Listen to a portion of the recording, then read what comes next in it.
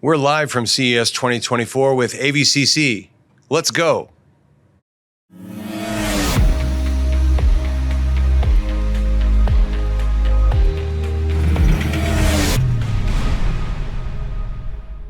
Hello and welcome to The Garage. We're recording live at the Consumer Electronics Show 2024. And our guest today is AVCC. We're so pleased to welcome Doug Newcomb. Doug, welcome to The Garage. Thanks for having me. Happy to be here. Thanks, Doug. Tell us a little bit about you and about AVCC. Sure. Well, I've been a journalist, or I am a journalist. I've been covering car technology many years. My first CES, I always say winter CES, was 1989. Wow. If you can believe that. Of course, I started coming when I was 10. So, but yeah, it's really interesting to see, John, just how the space is changing. And, I've been here to see it all, over the years. Also, I started an events company in 2013. I was fortunate to have that acquired in 2018, about 18 months before COVID hit. Good for you. So I really enjoy doing events. I really enjoy writing about this space. Really enjoy talking with folks like you because it's just such an exciting time right now in the automotive technology world. For AVCC, what they're doing is, as you well know, it takes a lot to get a vehicle to drive itself. Automakers and tier one suppliers, the whole ecosystem has really been struggling to get it right. And it also takes a lot of resources. So what AVCC is doing is coming up, well, first it's a consortium where you have OEMs, tier ones, and other stakeholders in the space that participate. That's the important part. In the consortium, and they're building non-differential IP building blocks to enable self-driving. And that has to do with cybersecurity, it has to do with computing, has to do with machine learning. So think of it as everyone is kind of playing from the same core script and contributing to that, but then they can add their own flavors on top of that. And all in an effort to really accelerate and realize the immense opportunities for self-driving and also to do it in a very cost-effective way. That's great. So I think we're going to have a great conversation today. And I love talking about this stuff.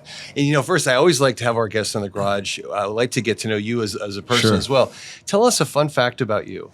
Okay. My passion beyond technology is surfing in the water. I spend a lot of time in Mexico surfing. I live in the Pacific Northwest and spend a lot of time kiteboarding. Nice. So I always say just add water and I'm a happy person. That's fine. I must tell you, I'm a huge water fan myself. I've been a scuba diver for a long time. I was a former scuba instructor, which was fun because I had to make it harder. And my fun fact, I was trying to do a different fun fact every time. My fun fact is I once went scuba diving with the whale shark, which is sort of every scuba diver's bucket list item. Okay, so I'm very happy about that. Yeah, nice. Look, I'm very pleased to have you here. Some of our guests may know that I was at ARM for 14 years, and AVCC was, ARM helped to found AVCC some years ago. Right. And for around about a year, I was on the board of AVCC. So it's very close to my heart. I appreciate the mission. And I think, and please, I'd love you to jump in. My understanding is AVCC's mission has really continued to broaden because autonomous is still important, but autonomous is only one part of the whole broader computing problem and the broader assisted driving problem. So I understand that you're broadening it to include software-defined vehicles, assisted driving, everywhere in that spectrum. So can you share with me, your mission and what are you focusing on? So as you all know, autonomous vehicle technology doesn't happen in a vacuum. Yeah. And there's so much, what's the right word, bleed or creep or whatever you want to say, maybe not the best words to use. It's part of the software-defined vehicle. Right. The automated driving systems are tied into these other parts of the vehicle. So you're correct. It's not focusing on one thing. And I think, to me, as the software-defined vehicle and the connected vehicle, whatever you want to call it, continues to evolve, autonomy is a very, very important part of that. And whether we're talking about fully autonomous vehicles, or we're talking about advanced driver assistance systems, it's all part and parcel of what we're seeing, what I feel like is this continually evolving technology revolution in not only cars, but in transportation. Right. And I think it's a misconception some people have when you might say autonomous, you don't mean what some people say is level 4, level 5, Right. which is what many people think of as autonomous vehicles. Right. Because level 2 driver assistance, sort of advanced cruise control, level 2 plus, highway assisted driving, and level 3, which is limited. Yep.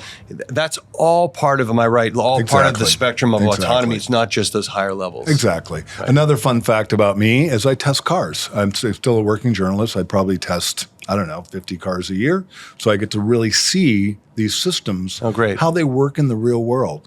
And it's so nice. To get in a vehicle, whether it's a Mercedes or a Hyundai or even, well, I shouldn't say even, a Honda or something. And these automated driving systems are so helpful. And I feel like, and changing so fast. Exactly. And getting so sophisticated. Right. And I think for me, they make driving much more convenient as they do, but they also make driving much safer than, so it's such you get so used to, whether it's adaptive cruise control, lane centering, blind spot detection. So I always keep that in mind as far as what we're trying to achieve. Right. And to answer your question, automation is a spectrum from a robotaxi to a level 2 or level 3 production vehicle. Right. Yeah, it's evolving so rapidly. I've got a couple different cars, and it's fun to see the difference in how they handle these different tasks. Right. The lane keeping from one acts a little different than the other. So I think it's rapidly changing. But if we go away from the end user and we kind of peel the covers a little bit to look at the technology underneath, there's a lot of things that have to happen to achieve that. And one of the things that we do in Sonatus, we're passionate about software-defined vehicles, and we're delivering foundational technologies to help accelerate the shift to SDV. And sometimes we joke that we're highly paid plumbers because we're effectively trying to help OEMs address some of the infrastructural things which are frankly sometimes not very sexy.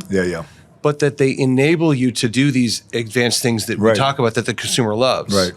And I think in the same way, AVCC as a consortium is helping to bring together a number of these things like benchmarking, things like common standards and stuff. So can you tell us about some of the initiatives that AVCC has put out and maybe some you're working on now? Sure. One of the things we did last year that I think is very important is partner with ML Commons, which is a consortium focused more on machine learning, focused primarily on machine learning.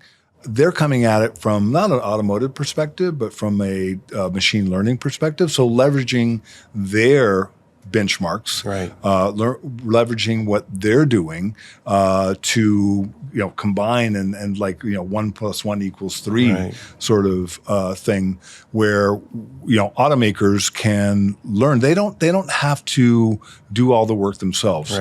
It's a group effort where we can establish benchmarks for machine learning that everybody can benefit from, and that again, everybody, the OEMs, the tier ones, can sort of add their own flavor, kind of like what you guys are doing with software-defined vehicles.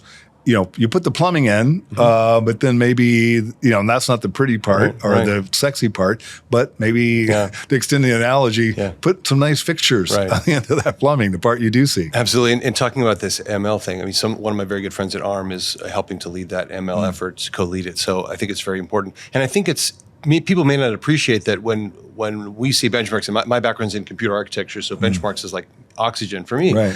We're talking about a very different kind of benchmark. We're talking about a benchmark for machine learning.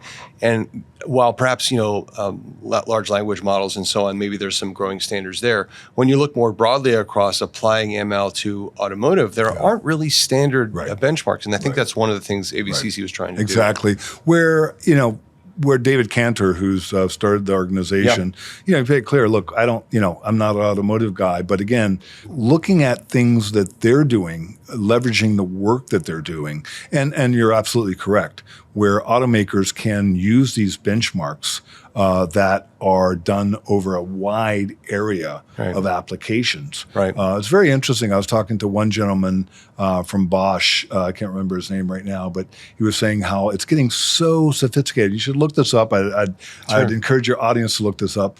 There's a guy who's on the back of a taxi. I know it sounds crazy, but look it up. With an ironing board in New York City. And the machine learning identified exactly what it was. It's gotten to the point where it can very much pinpoint what, and I had to look it up. I couldn't believe it. But that's an example of where if the machine learning, when you establish these benchmarks, it helps, again, the cliche of rising tide lifts all boats, rather than each company, OEMs or tier ones doing this work themselves.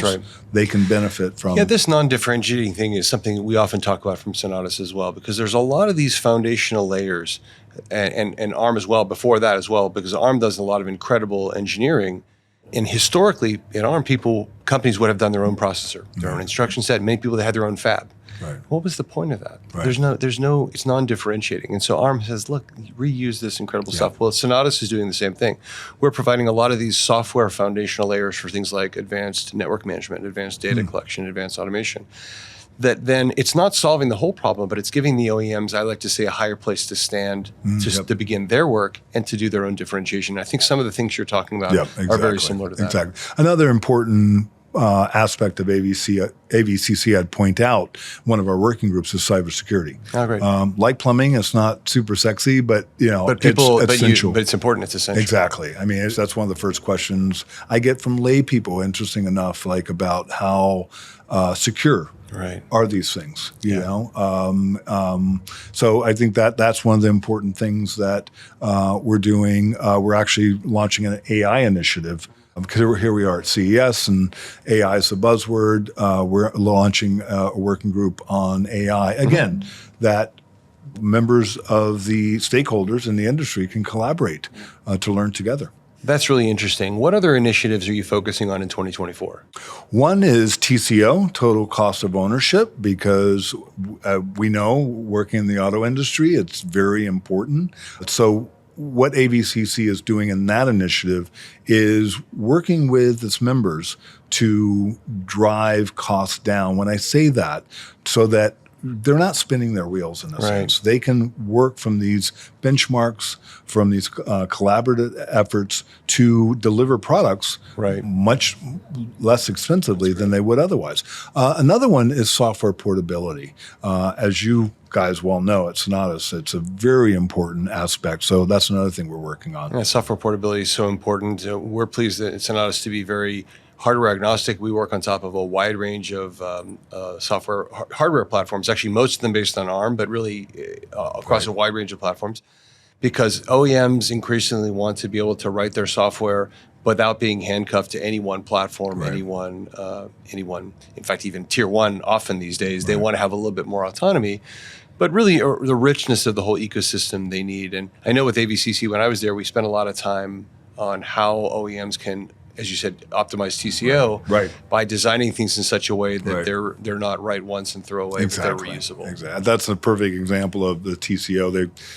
All these things kind of work together, but software portability is a great example of TCO, total cost of ownership. And I think the important thing is people should realize with any organization, but with AVCC in particular, is getting involved.